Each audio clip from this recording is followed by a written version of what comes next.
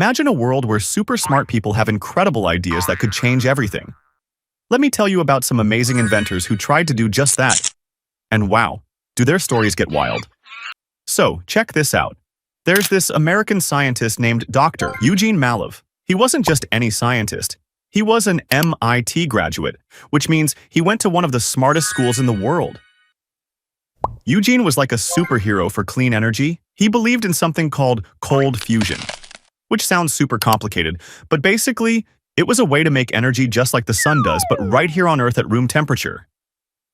Eugene wasn't just sitting around thinking about this stuff. He started a magazine called Infinite Energy and created the New Energy Foundation.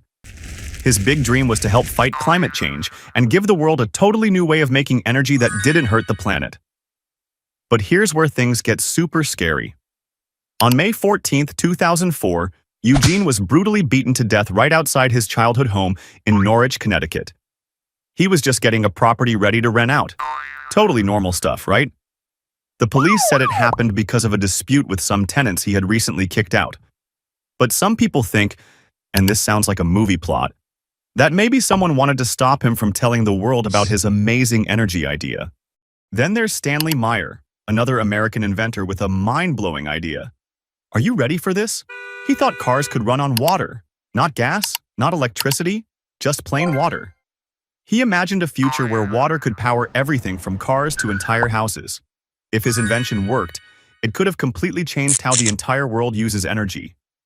But Stanley's story takes a super dramatic turn. On March 20th, 1998, during a meeting at a restaurant in Grove City, Ohio, he suddenly collapsed after drinking cranberry juice. His last words were straight out of a spy movie. He shouted, "They poisoned me." Doctors said he died from something called a cerebral aneurysm. Some people whispered that big oil companies might have been scared of his invention. But here's the important part. Nobody ever found real proof that his death was anything more than a medical issue. Let me tell you about Tom Ogle, an amazing mechanic from Texas. In the late 1970s, he created this incredible fuel system that could make cars go over 100 miles on just a tiny bit of fuel. He completely got rid of the traditional car part called a carburetor. This could have totally changed how cars work and helped reduce fuel use around the world. But Tom's story doesn't have a happy ending. On August 19, 1981, he was found dead in El Paso, Texas, from what looked like a drug overdose. His friends told a different story. They said big oil companies were pressuring him to sell his invention. While the official reports talked about substance abuse, some people think there might have been something more going on. Then there's George Cove, a Canadian inventor who was way ahead of his time. Back in 1905, when most people were still using candles and coal, George was creating solar-powered generators. He could generate electricity for small household devices using just the sun. Can you imagine how amazing that was? But in 1909, something totally crazy happened. George was kidnapped under super mysterious circumstances. People think he was forced to give up his solar energy patents because big fossil fuel companies were scared of losing money.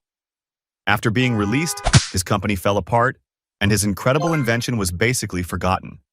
Nobody even knows exactly when or how he died.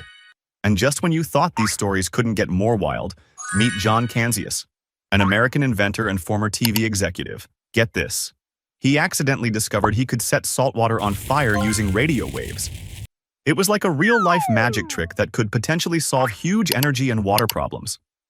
John died of pneumonia on February 18, 2009, in Fort Myers, Florida. His death had nothing to do with his invention, but people still whispered about whether powerful companies were worried about his discoveries. Interestingly, John was actually more focused on using his radio wave technology to help treat cancer. These aren't just stories about inventions. These are adventures about brave people who dared to imagine a different world. Were they just unlucky? Or were powerful companies trying to stop them from changing everything? It's like a real-life mystery that we might never completely solve.